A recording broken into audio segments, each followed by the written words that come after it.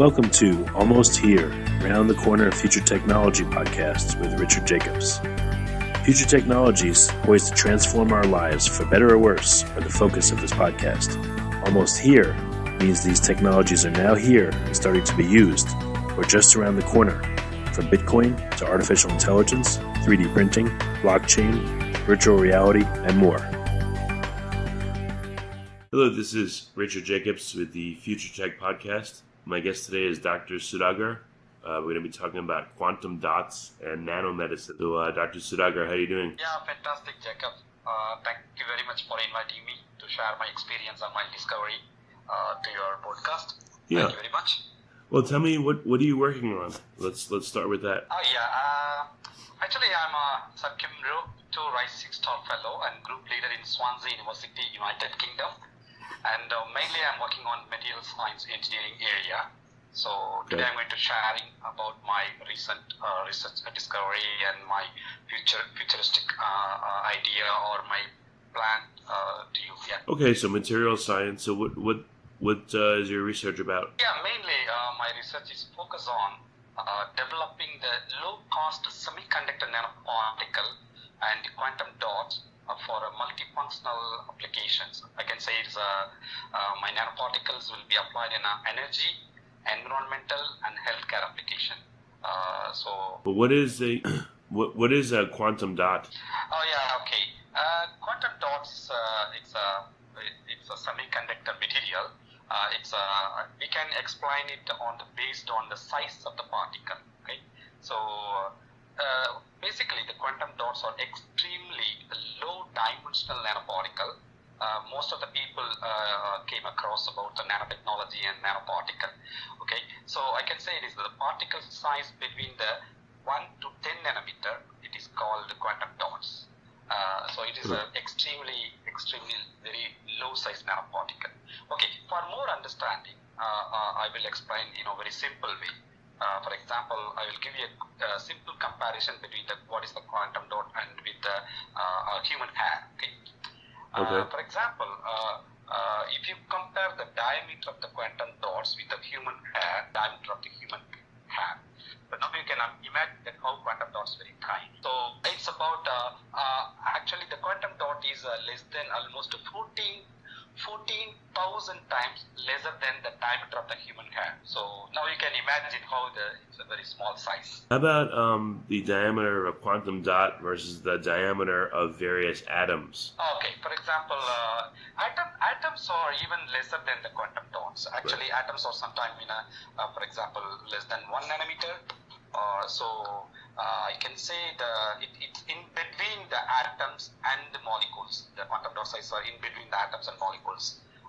So it's about 1 to 10 nanometer. Yeah. Okay, very good. That gives me a good idea of both scales. Okay, and why is it called a quantum dot? So is the particle? I mean, it's a molecule, right? The particle. It's made up of multiple atoms. Yes, actually, it's a purely inorganic materials. It's not an organic stuff. Why called quantum dot? Because we call it as a quantum size effect. Actually. Whether these materials fall or follow the quantum mechanics behavior, so it is called the quantum dots. The dot, the word itself, it means the zero dimension dot. It means simple dot, for example. So why it's a zero dimension? Mathematical point of view, the zero or the zero dimension or the spherical structure don't have any dimension. So the similar way, the quantum dot doesn't have any dimension. So it obviously follow the quantum dot mechanism. So the word come from quantum mechanics behavior and the zero dimensional. The dimensionless, both it combined. It's called as a quantum dot. So the quantum dot is simply zero dimensional material. Do most molecules have any quantum effects, or only certain ones? And that's why this is a quantum dot. And let's say a water molecule is not. Oh yes, actually. Yeah, now we are very seriously we can discuss about the quantum size effect or quantum dot. I will give you one comparison. Take a rectangular box, okay? So the rectangular box have a length, breadth, and width. So I can say it is a 3 dimension, okay? So if I slash it in a very small boxes, for example, in top to down. So now if you make it a very extremely thin sizes, slices, now the height of the slices are extremely less. Now you have only two dimension. For example, the length and breadth. So now the three-dimensional box is reduced to two-dimension. Okay. Right. So again, you make it a cutting in a very thinner slices. So you can get a only one dimension. Okay. So now the process is the three-dimensional. The macro particles are downsizing to two-dimensional, and the two-dimensional into one-dimensional. Again, if you are cutting again, it goes to zero dimension. So now the question is it the physical or chemical property of the three-dimensional particle and the zero-dimensional particle? Because in practical point of view, both materials are same, because the zero-dimensional or one-dimensional or two-dimensional materials are derived from the same three-dimensional. So obviously everyone expecting, okay, all these three materials are derived from the three-dimensional. So we are thinking all properties are same. But in scientific point of view, in quantum mechanics point of view, all the physical properties are very different. Okay. So for example, the temperature, the melting point of the three-dimensional material is entirely different from the zero-dimensional material, even though it is the same material. Okay? So quantum dot size effect, whenever the particle size is less than 1 to 10 nanometer, less than 10 nanometer, the quantum dot effect is very high compared to 100 nanoparticle. So that's why we go the very low dimensional. If you go the low dimensional, you can get a very fantastic optical property, like a thermoelectric property or magnetic property, something, So overall, I can say when you go the downsizing, you can get a very impressive properties. Yeah. What kind of materials can become zero-dimensional quantum dots? Okay, simply I can say semiconductor quantum dots. The difference. The simple difference is the metal, semiconductor, and insulator. Right. So the quantum dots only come from the semiconductors. The semiconductor, what is the difference between the semiconductor and metal? Metal don't have any band gap, any separate band gap. But semiconductor have a very distinct band gap, two different band gaps, like a valency band and conduction band. So all the quantum dots are from the semiconductor. Okay, what are the semiconductors we can try? The most famous or most expected quantum dots are the cadmium sulfide, cadmium selenide, and lead sulfide. These three materials are very fascinated and highly researching material in the quantum dot field. You'll make nanoparticle size nanoparticles of cadmium sulfide, for instance. You'll put them all together, and what kind of properties will they have that regular semiconductors don't? Oh yeah, that's a good question. Okay, for example, I can give you a good example. If you are downsizing the quantum dots, for example, I will give you a simple comparison: 10 nanometer quantum dot, 5 nanometer quantum dot, and 1 nanometer quantum dot. If you are changing the particle size of the quantum dots, you are getting the different type of color emission. The color emission is a light emitting behavior. So I can simply make a quantum dot LEDs, just simply tuning the particle size. The same material, everything, same property. Only the thing is it emitting different colors, just to tune the particle size. So this is the beauty of the quantum dot. So whenever you change the very tiny 1 to 2 nanometer, for example, 1 nanometer, it will emit the red color. On the when you change the color, it emit the blue color. So if you compare the 10 nanometer quantum dots and 1 nanometer quantum dot, the color emission behavior is entirely different. What would be the usefulness of that? Oh, for example, yeah. So what is the use of that? If you go to the market, television market, in shopping mall, nowadays you can see a lot of quantum dot LED TVs, So earlier, there are many, the televisions are coming in the organic material based television, it's called OLED. So the OLED screens are really very high pixels clarity. Okay? But the problem is, the organic stuff are really expensive because it's all synthetic materials. It's very expensive. But in the case of quantum dots, it's relatively cheaper than organic materials. Even in fact, the quantum dots color emitting behavior, or especially in display applications, it's more high pixels capacity than the OLED TV.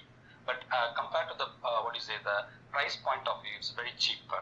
So all these I explained, the color emitting behavior in different colors is highly helpful in the display applications. Okay, well, that's great. What other properties of quantum dots make them useful? I mean, TVs is wonderful and all that, but it would be nice to have like some real killer applications.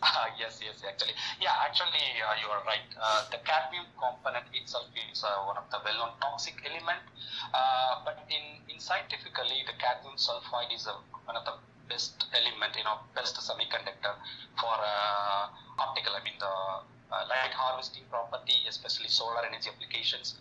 You can apply it in the solar cells, you can apply it to the solar fuel cells, for example, put the quantum dots inside the water and put it in under the sunlight. You can split the water into hydrogen and oxygen.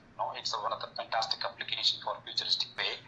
But again, the problem is how we can prevent the toxicity from the cadmium element. There are two ways. You can utilize the similar synthesis protocol, and you can replace the cadmium. Instead, you can apply with a biocompatible material like indium or any kind of other materials instead of cadmium. This is the first way. You can prepare the similar semiconductor quantum dots, just replacing the cadmium. This is the first way.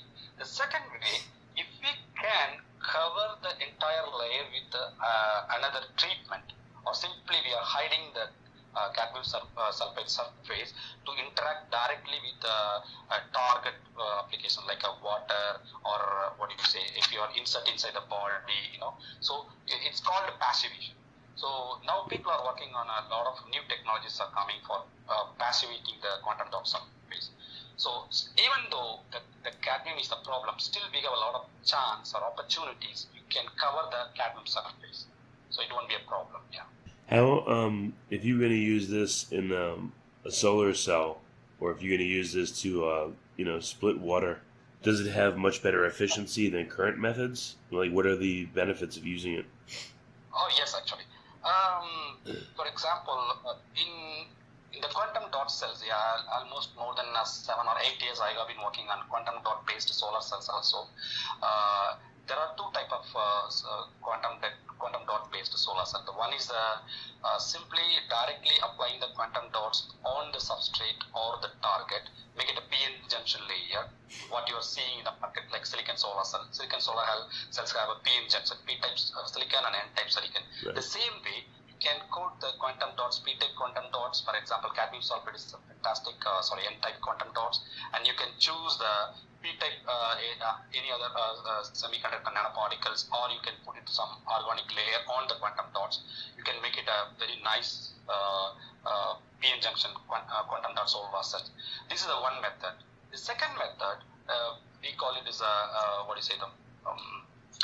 dye-sensitized solar cell. The organic dye materials are coated on the metal oxide or sensitized on the metal oxide. It will act as a photoanode. For example, it absorbs a solar light directly to the electrode, and it participates in the catalysis reaction, and it gives the electron to the another circuit. It producing the current simply. So we call it as a dye-sensitive solar cell. What we can do usually, we just replace the dye molecules and applying the quantum dots, because I told that the quantum dots, semiconductor quantum dots, very cheaper compared to the organic dye molecules. So these cadmium sulfide quantum dots you can apply coated on the titanium dioxide, for example, and it is a very good P-type photoanode, and we are applying in a quantum dot sensitized solar cell. So there are two ways. The quantum dots can be applied in either in a quantum dot solar cell or quantum dot sensitized solar cell. More or less around the quantum dot sensitized solar cell case, nowadays about 5 to 6% efficiency is giving. In the case of quantum dot solar cells, now they reached almost 9 to 10%. Okay. I think this is one of the futuristic devices. In the case of quantum dots in water splitting fuel generation, it's not a new technology. It's almost the last 30 years. So people are applying quantum cadmium sulfide, but the quantum dots are started just 10 years before. Once the sophisticated instruments comes, we can see the very nano-sized particles, atom-sized particles. So now the quantum dots applications are much more coming, these days. Now I can say that one of the problem in quantum dots in a solar fuel application, in a long time light irradiation on quantum dot surface, it produce reduce or it create the photo corrosion issue. This is the big problem. So that's why I told the one of the best way you can protect the quantum dot surface with passivation layer, either metal oxide layer or some polymer layer. It will be a best candidate even in view of long-term photo stability. So these are the two major applications. So it degrades after a while, after it's hit with enough photons, the quantum dots degrade into something else? Yes. What other quantum properties, you call them quantum dots, what other properties do they have that makes them unique, besides emitting specific colors depending on size? Yeah. Any other properties that are quantum related? Let's say you have a junction and it gets to be small enough. Does it reduce electron tunneling? Does it have other properties for semiconductors, for instance? Or, how about health? Health and medicine? What about there? Yeah. For example, we can talk about charge carrier lifetime. For example, how the charge excitons, once they're creating the electron and photon holes in the photoabsorber layer, for example, on the quantum dots. Usually, whenever we quickly separate the photocharge carriers into the anode or cathode side, our efficiency will be very high. That's simply I can say it is charge separation will improve the charge collection efficiency. Now, if you compare the nanoparticle and quantum dot, same material, for example, take a cadmium sulfate nanoparticle, cadmium sulfate quantum dots, and you can compare with the one time molecules, okay? Under the identical condition, you are applying the light, you can see the quantum dots, the charge carrier, the charge injection or the charge separation efficiency is much better in the case of quantum dots because of the the quantum size effect or multiple exciton generation effect. So these are the very interesting properties in view of charge transfer characteristics. So I can say simply quantum dots are best in view of high charge collection efficiency. How about in medicine? Are quantum dots going to be useful in any medical applications? Oh, yes, exactly. So that's the part of my research, the recent work. We call it as nanoparticles or quantum dots or drug carriers because, for example, in cancer treatment is one of the best example I can say. The problem is when you take the oral medicine for cancer treatment, it goes to the it affect not only the cancer cell, it also affect the normal cells, healthy cells, So that's why it's very painful and it's not a very feasible way to treat the cancer cell.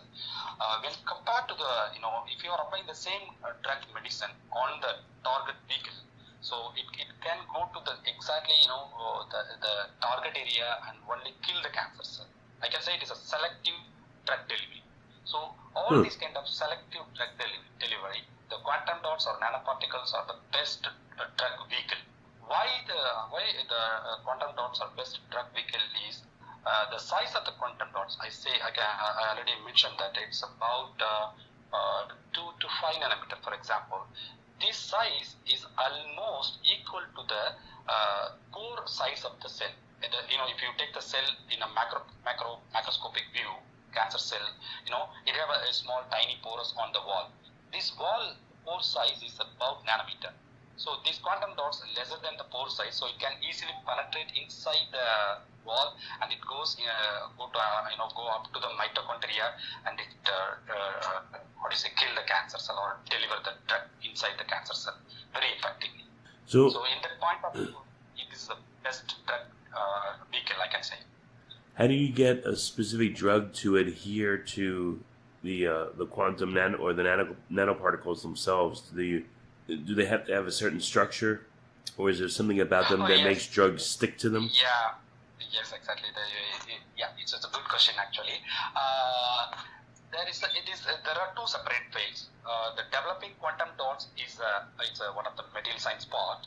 The another collaboration part, the key role is about it's a connecting the quantum dots and the drug. We call it as a kind of enzymes.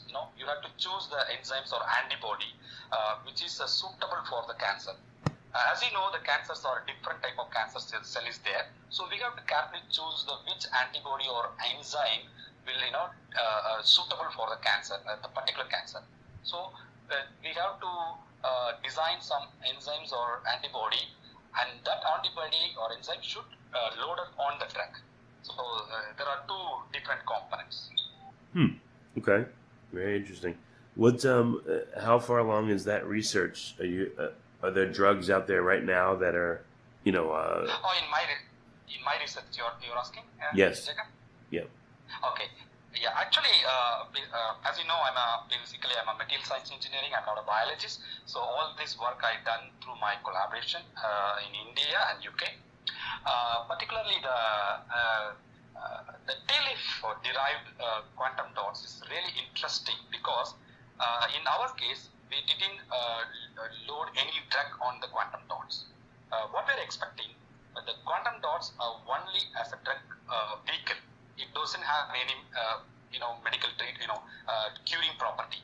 But unexpectedly, when we are synthesized these quantum dots from the T-leaf particle,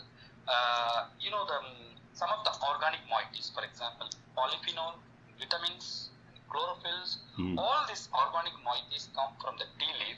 It loaded or coated on the quantum dots, because in our case, synthesize, after the synthesis, we didn't do any post-treatment. Just we synthesized from the tea leaf extract and put it in the quantum dot synthesis. So now we are getting not only pure quantum dots with the tea leaf extract moieties, So surprisingly, these quantum dots, with the tea leaf moieties, when we tested in a petri dish experiments, cancer cells, it killed the cancer cell. This is an unexpected one, because the purpose of our experiment, we just testing in a bioimaging, because I told the quantum dots have a very good light emitting behavior.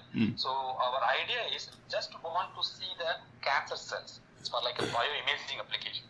But unexpectedly, it's surprisingly we see that some of the parts, the cancer cells or some of the patches are, it's called apoptosis effect. So we just see that some of the parts are killed or degraded or damaged by quantum dots.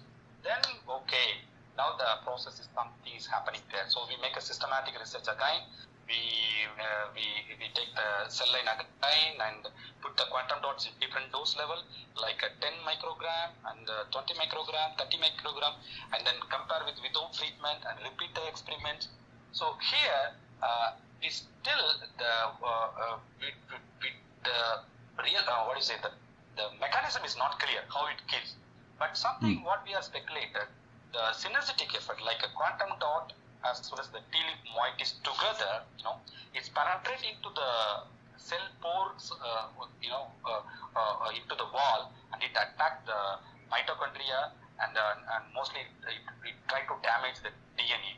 So as you know, most of the cancer information is, the wrong information is spreading as a tumor through the DNA multiplication. So once you damage the DNA information, so the tumor cell is further growth is inhibited or degraded. So this is happening in my case. Are you so you're using the quantum dots as carriers, but can you take organic substances and make them small enough that they have quantum effects, that they become quantum dots, or are there only certain materials you can make into quantum dots that would act as carriers? Have you tried to make other materials into 5 nanometer size and make them quantum dots? That's very interesting, Jacob. Yeah, it is a good idea actually. Yeah, next is our plan is we are going to trying different materials, because everyone is hesitant about the cadmium. So the next idea is we are going to use the same tea leaf and trying with the different quantum dots and we are going to change the extract concentration or different processing or different type of leaves from the different forms, locations, and we will again test in different materials. That's the first way, we have a future work. And second work, we would like to test with the dye molecules, as you know. We compare the same drug material and put it in the same cell line and check the efficiency, bioimaging efficiency, which one is better or something, and try to identify the mechanism. Yeah. Have you found any evidence of quantum dots in nature from other materials that you haven't used to make quantum dots? Okay. You mean it's compared to the previous reports or something like that you're asking, right? Well, in nature, have you seen any organic molecules become quantum dots, or have you seen any other compounds that you didn't deliberately make? They're just naturally occurring. Are there any naturally occurring quantum you dots? mean some okay. I can understand like there's some other plant extract or other one, right? You're telling like that? Well, whether it's organic or inorganic, are there any naturally occurring substances that are quantum dot size? Okay. Yeah, we didn't try that, but it's a good idea. I mean, we can do it later. I mean, so we will compare it, how it will work. Yeah. Okay, very good. All right, so what's a way for listeners to find out more about your research and get in contact with you or the lab? Oh, yes. What do you say then? You mean how you contacting my lab? Or Yeah. I didn't clear it. Yeah, if you're okay with that, what's the best way for people to contact you? Oh, yeah, yes. Actually, you can find me through Google, for example, Sudhagar Pichaimuthu. So it will give a link to my Swansea University link. And I have my own group page. So everything connected to the Google. And I mentioned my email ID. So it's a bit long name, s.pichaimuthu@swansea.ac.uk. You can reach through the email. And as well as you can reach, I'm always available in social medias, Sudhagar Pichaimuthu in Facebook and LinkedIn. So I'm very flexible and very open to contact those who are interested to collaboration with my group. I'm very open, and anybody can reach through the Google. Yeah. Well, very good. Well, Dr. Sudhagar, thank you for your time. It's very interesting. Thank you very much, Jacob. Thank you very much for this opportunity. You have been listening to Almost Here, Around the Corner Future Technology podcast with Richard Jacobs. Subscribe to this podcast, post a review to discover more future technologies that are poised to transform our lives for better or worse, such as Bitcoin, artificial intelligence, 3D printing, blockchain, virtual reality,